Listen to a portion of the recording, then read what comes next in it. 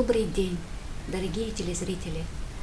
С вами на буддийском пути Тензин Байлак и Баво Алдар. На прошлой передаче мы говорили с вами о счастье, о причинах счастья. И на этой неделе учащаются случаи коронавируса. И коронавирус – это социальная болезнь, которая касается всех нас, потому что от одного человека, от безответственности одного человека болезнь может распространиться всем нам, а нас очень мало. И что же делать, и как правильно отнестись во время сложившейся обстановки? В первую очередь это нужно соблюдать гигиену тела. После улиц, когда вы приходите, обязательно помыть надо руки. Когда вы заходите домой, нужно снять верхнюю одежду, переодеться. И почаще нужно мыть руки, одевать маски в прилюдных местах. И нужно всегда помнить, что болезнь, она рядом с нами. И в любой момент мы можем стать заносчиком, зачинщиком этого заболевания.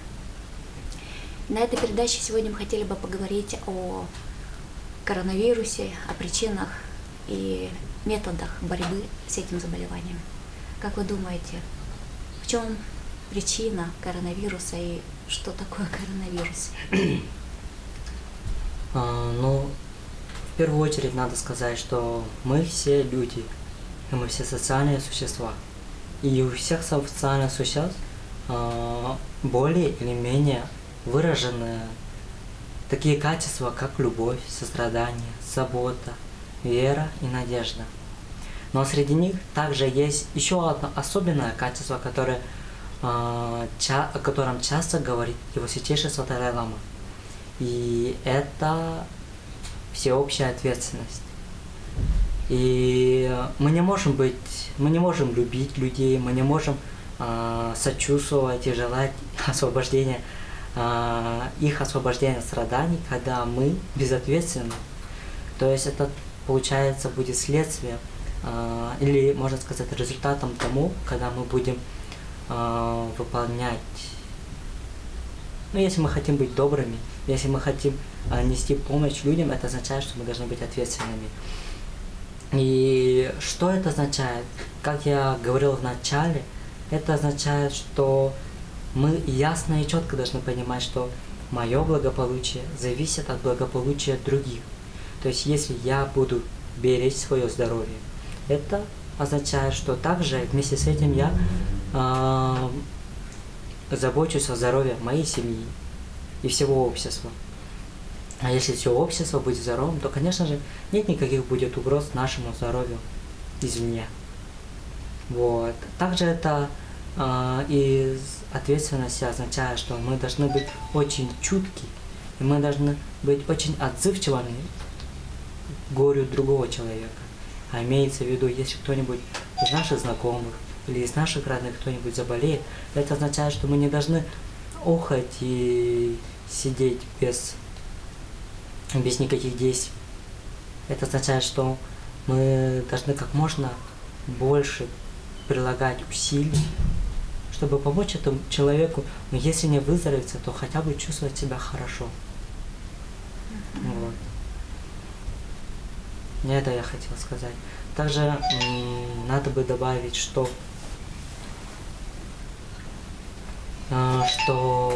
коронавирус – это болезнь, а все болезни появляются, как бы странно это ни звучало, из нашего ума.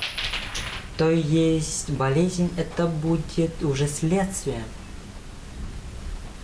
наших неверных действий, наших неверной речи и наших неправильных мыслей. И надо бы об этом говорить подробнее. И какие же мы можем совершать неправильные или неверные действия? Но самое понятное и самое такое очевидно для нас, это, конечно же, ходить без маски, не мыть руки, кашлять, чихать, не закрывая свой рот.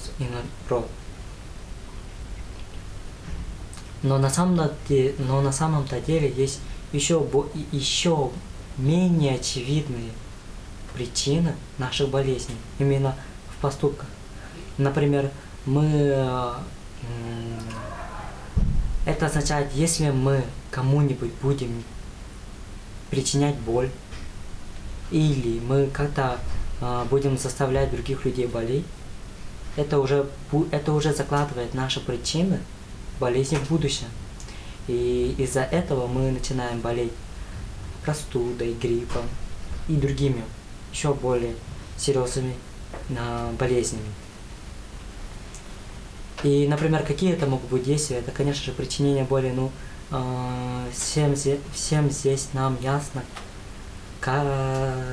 понятно, что мы, когда бьем другого человека, когда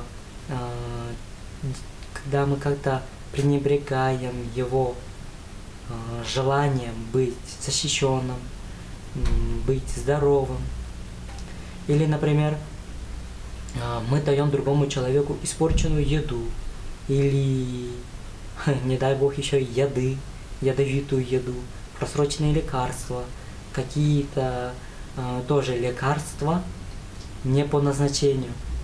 Это тоже все ведет к болезни в будущем. То есть это такова причина кармы болезни. Вот. Далее, также такие причины можно собрать на уровне речи. То есть если мы также своими словами приносим человеку боль, говорим, что кто-то болен, или в то время, когда он не болеет, или когда мы обманываем по поводу болезни, тоже все это приносит плохим результатом. Но к чему я хочу именно подчеркнуть, это то, что нам следует воздерживаться от мыслей или от желаний кому-нибудь боли, мыслей принести вред какому-нибудь человеку.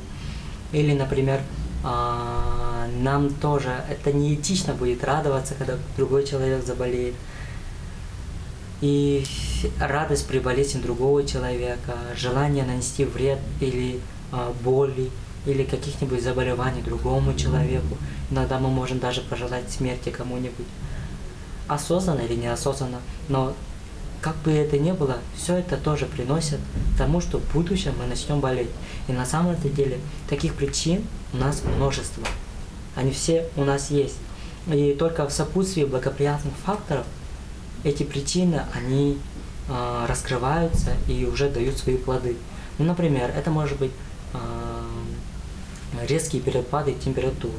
Это могут быть холодная вода, холодная погода. Это могут быть раны и так далее. То есть таких благоприятных факторов или благоприятных условий большое количество. И не зря в буддизме говорят, что даже одна маленькая причина может привести к большим последствиям. И как мы все видели, даже один больной человек, он может заразить целый город. Один человек может заразить целую страну, даже бывало в прошлом году. Так что это все говорит о том, что мы должны быть более ответственными, более отзывчивыми и более, как сказать, готовыми не только, конечно же, помогать другим людям, но все мы должны быть готовы к этим трудностям, которые мы встретимся к лицу в это время. Как вот переносить эти трудности? Например, если человек заболел, как вот не паниковать в первую очередь? Да, трудность, как бы это ни было, любая болезнь – это трудность, это проблема. И, конечно же, надо это принять, не надо отрицать это. И Далай-лама в своей книге, не то чтобы в своей книге, как-то раз я услышал слова Далай-ламы, которые очень помогли мне. Он говорил, что люди на проблему реагируют 3 разными способами. Например, первые люди, они будут впадать в чрезмерную панику, они будут бояться этих болезней и трудностей или каких-нибудь невзгод.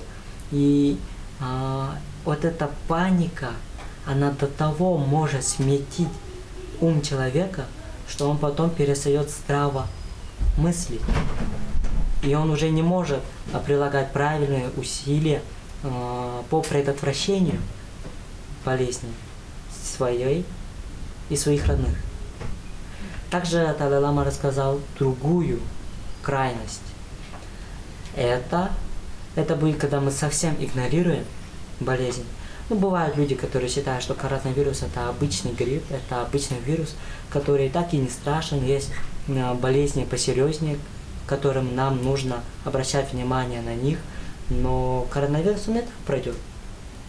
Это тоже является неправильным воззрением, это тоже является ошибочным взглядом на эту болезнь. Потому что таким образом это тоже нас очень сильно расслабляет и затуманивает наш ум.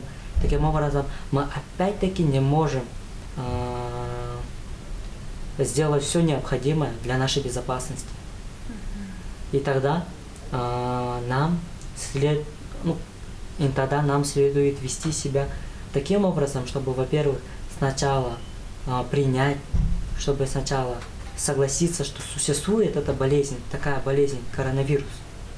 То есть реально осознать. Да, реально осознать ее существование, ее, можно сказать, последствия, к чему может это привести, к каким осложнениям может это привести. Вот. А во-вторых, как писал великий индийский ученый Нагарджуна, если есть пути решения проблем, то не стоит от этого волноваться.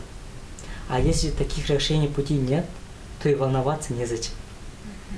То есть это означает, если мы что-то можем сделать, чтобы не заболеть, или мы что-то можем сделать, чтобы выздороветь, мы обязательно должны делать это.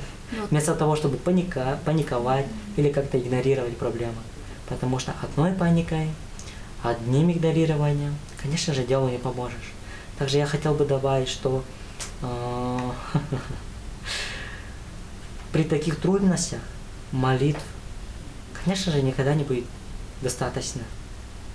Просто молиться – это недостаточно. Нам обязательно нужно действовать. Да. Ну а по поводу пути решения, один из путей это вакцинация, да? Ну, потому что очень много реакций происходит по поводу стоит, не стоит. А вот как вы же сейчас вот прошли прививку, вам поставили? Я прививку сделал. Ну да. а как вы это ощутили на своем личном опыте? Это страшно или это стоит, не стоит? Нет, у меня не было так много страха, я просто сделал прививку. Таких больших симптомов и осложнений у меня не было. Вот, здоров, сижу здесь. Но, конечно же, здесь стоит рассуждать более глубже. В буддийской философии говорится, что вот есть у нас проблема, есть пути разрешения или прекращения этой проблемы. И болезни, все наши трудности, они очень хороши тем, что они не постоянны. То есть придет время, когда все они закончатся. И они хороши тем, что они дают нам правильный урок. То есть на самом-то деле все, что происходит в этом мире, оно всегда во благо нас самих.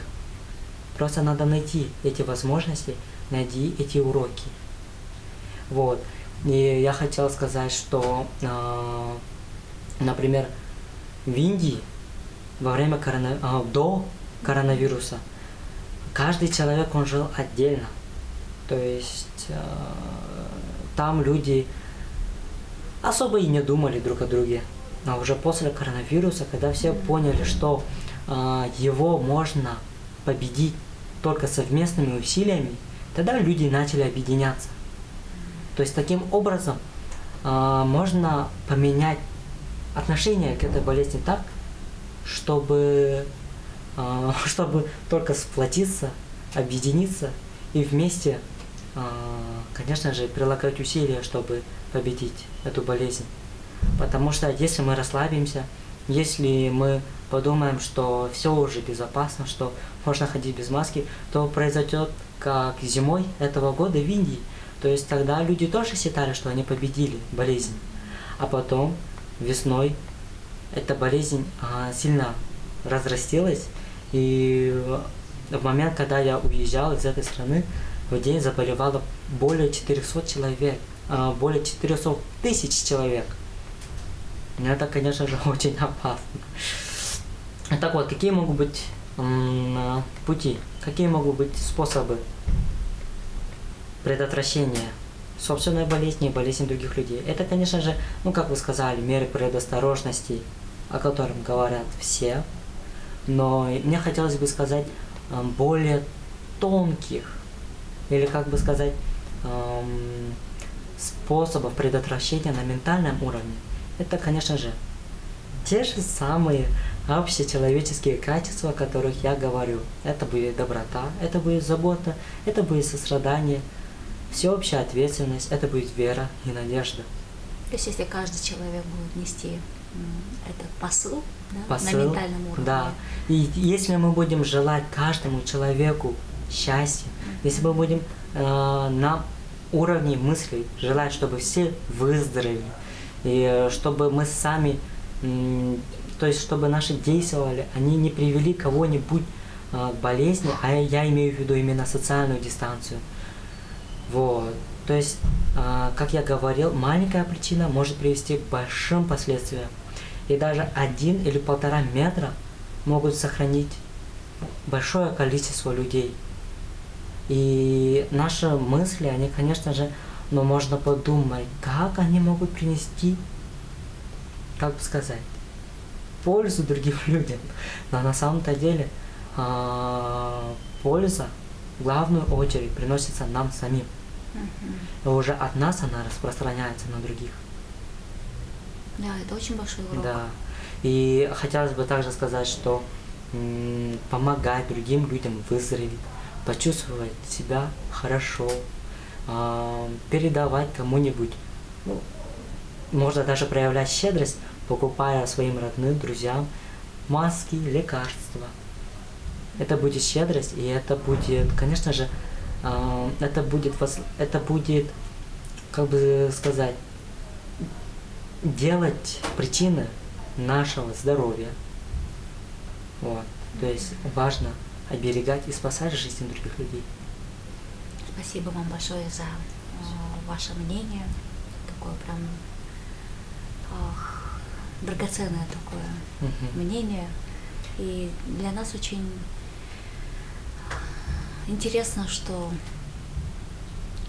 вроде все нормально, да, с тобой, а когда уже идешь и слышишь об этом, как бы не верится, то есть нету точного такого понимания, что болезнь рядом, что люди умирают от этого. Вот поэтому я хочу сказать, что надо признать себя в том, что эта болезнь существует, что она опасна и может задеть каждого человека.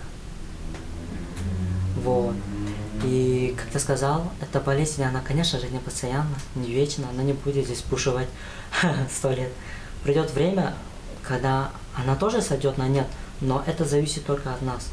И сейчас уже останавливать коронавирус бесполезно, потому что он уже бушует более года, но мы можем смягчить его резкость, то есть чтобы заболевало не так много людей, и чтобы выздоравливало намного больше, чтобы не перегружались, конечно же, наши больницы, наши врачи, чтобы не перегружалась вся наша медицинская система, чтобы она вовремя могла прийти на помощь другим людям, не как во время 3-й волны в Индии, когда люди, они задыхались, они умирали перед порогом больницы, потому что не было свободных коек, не было свободных врачей.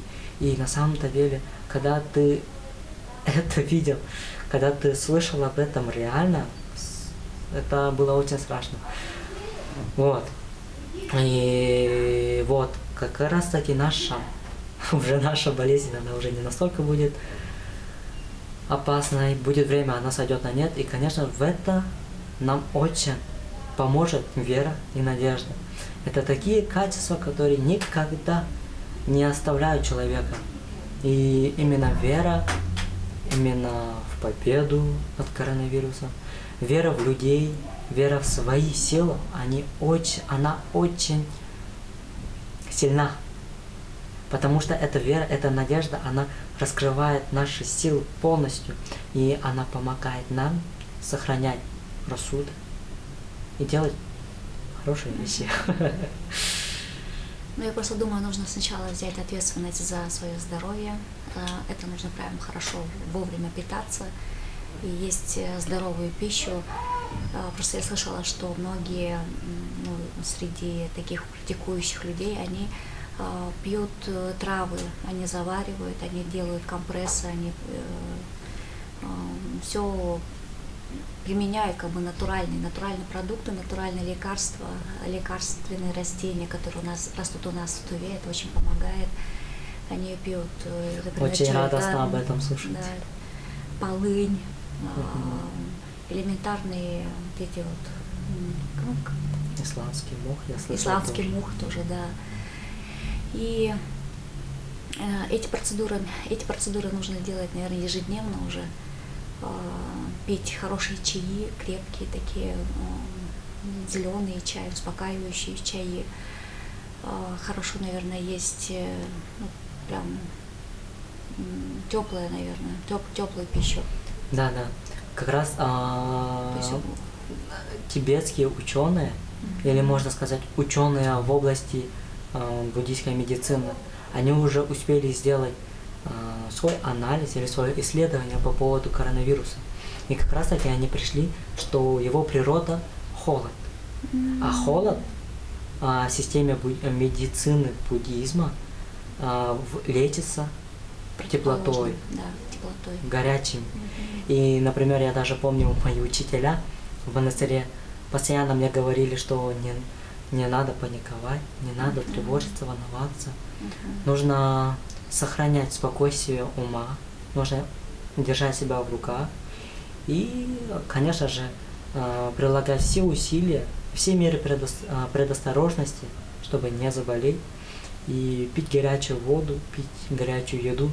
И, например, как-то раз мой учитель, он очень сильно удивился, почему же в таких развитых странах Европы, России в том числе, а также Америки, там много людей болеют. И ответ не стал долго себя ждать. Это всем понятно, что люди в Америке, в Европе, в России, в других странах, они не умеют как-то сохранять свое спокойствие. Они забывают, то есть здесь важно не забывать о том, что если есть решение проблемы, не стоит об этом волноваться, тревожиться. Нужно просто решать ее. Вот. Также мой учитель, он постоянно говорил о том, что люди в этих странах, они хорошо не питаются. Поедят всего лишь овощей, поедят пиццы. Пицца, шаурма, это все, что Шаурма. прям... И вместо этого он говорил, что нужно именно пить супы, есть горячие. Ну, мы будем сейчас правильно относиться к своему режиму дня. Нужно хорошо помыться, успокоиться. Когда мы выходим из дома, надеваем маски, уже перчатки. Когда мы идем по улице, соблюдать все-таки дистанцию и желательно ходить пешком. Мне очень нравится по утрам ходить пешком, я дышу свежим воздухом, пока никого нету, и наслаждаюсь вот этими моментами. И пусть в вашем доме будет только добро, пусть ваш организм крепчает, и берегите себя, держите на пульсе свое здоровье и здоровье близких людей.